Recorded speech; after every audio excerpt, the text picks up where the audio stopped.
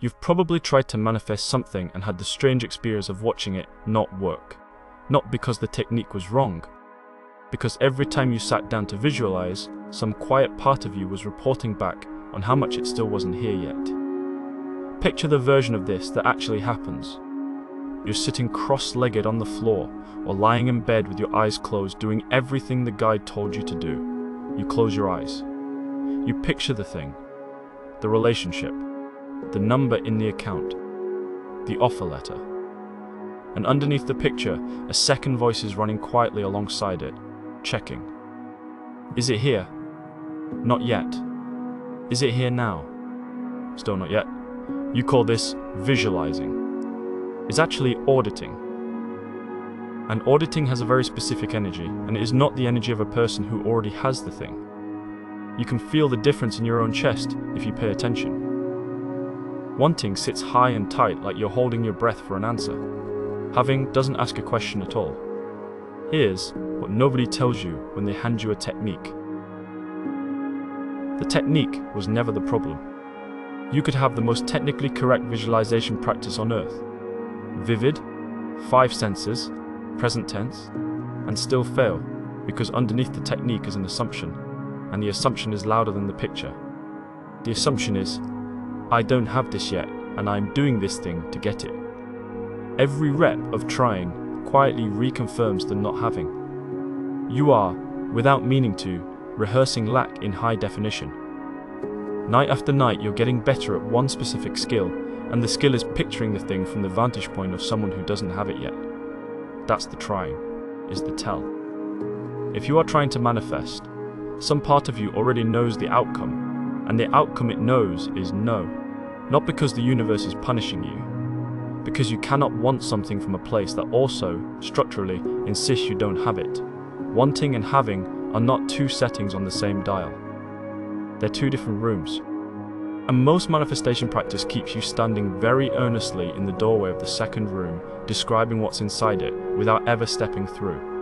Neville Goddard, if you've never come across him, wasn't selling a technique either, not in the way it gets flattened into now. His actual claim, and it's a strange one, is that feeling is the secret.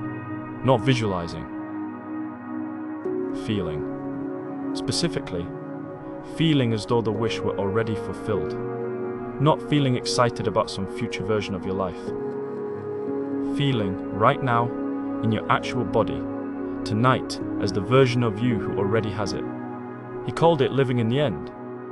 Not the middle of the story, where you're still working towards something, but the end, where it already happened, and you're just living in the aftermath of it. Which means the practice was never picture the outcome. The practice was assume the feeling of the wish fulfilled and persist in that assumption until it hardens into fact. That's not a rephrasing of positive thinking, it's closer to method acting, except the role is your own life, and you're not performing it for an audience. An actor playing a king doesn't spend the scene proving to himself. He isn't really royalty.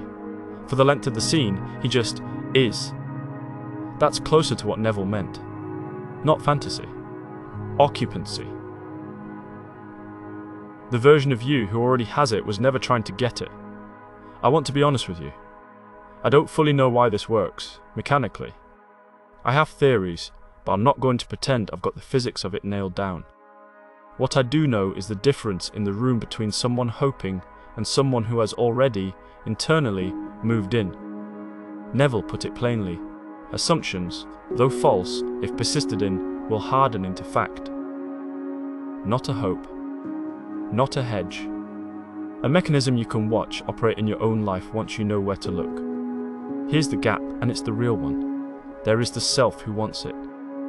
And there is the self who would already have it. These are not the same personality wearing different outcomes. They carry themselves differently. They notice different things. The self who wants the relationship checks their phone. The self who already has it isn't checking anything. She's just living, mildly distracted by something else entirely, because the thing she wanted stopped being a project and became a Tuesday. Same thing with money. The self who wants it is doing math on rent day, running the numbers again even though they haven't changed since this morning. The self who already has it forgot what day rent is due, because the auto-pay's been set up for months, and their attention moved on to something else a long time ago. You are, at almost every moment, choosing which of those two people to rehearse. Most of us rehearse the wanting one all day without noticing, because wanting feels like effort, and effort feels like progress, even though it so rarely feels like progress when you stop wanting something. That's the pivot, and I want to sit in it for a second, because it's the part that sounds like giving up and isn't. The end of trying doesn't feel like defeat, it feels almost embarrassingly quiet.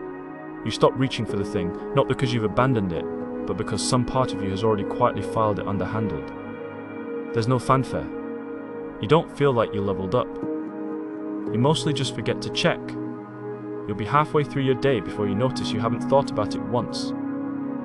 The proof, if there is one, is boredom. Real boredom with the outcome, the specific and slightly anticlimactic boredom of something that already happened to you. So here's the one move. If you want something concrete instead of just a mood to aim for, not believe harder, which is useless advice, but something you can actually do with your hands, so to speak. Tonight, instead of visualizing the big thing, you pick one small, almost forgettable scene. Not the wedding, the moment after, reaching for 2 coffee mugs instead of 1, out of habit, because of course there are 2 now. Not the launch. The ordinary Tuesday after the launch stopped being news, where you're mildly annoyed about something unrelated, because the big thing is already just your life. Not the new job. Reaching for a jacket that already, somehow, lives on the hook by your door. Small. Undramatic. That's the tell that it's working. Drama is for wanting. Ordinariness is for having. Neville had a phrase for this: imagination is the gateway to reality. Practically, here's what walking through that gateway looks like tonight. Before you go to sleep, don't run the whole movie of your dream life. Pick one small scene, the size of a single memory, not a montage, and feel it the way you'd feel an actual memory from last week. Not something you're hoping happens someday. Just, this is what happened, this is what it was like, this is the small, unremarkable texture of it. Notice the temperature of the room in the scene. Notice what you're wearing, what's in your hand, what sound is in the background. Maybe there's a specific smell in it. Coffee, rain, the particular smell of your own kitchen. The more ordinary the detail, the more real it becomes, because ordinary is the one thing fantasy never bothers to include. Let your body relax into it the way it relaxes into a real memory, because the body, as far as anyone can tell, does not check dates. Then stop. Don't check your work. Don't reopen the visualization to make sure it worked. Go to sleep the way you'd fall asleep after an ordinary, already finished day. There's no clean timeline for this, and I won't pretend there is. What I can tell you is that the shift, when it comes, is rarely dramatic. It usually looks like noticing, a few days in, that you forgot to want it today. That's not failure. That's the whole thing working. And if you want to sit with it a little longer, tell me in the comments what's one thing you'd stop trying so hard for, if you already believed it was yours. If this kind of thinking is useful to you, you're welcome here. This channel is for exactly this, the strange, quiet mechanics of the imagination, and what it might actually be doing when we're not paying attention. New videos every few days on the imagination.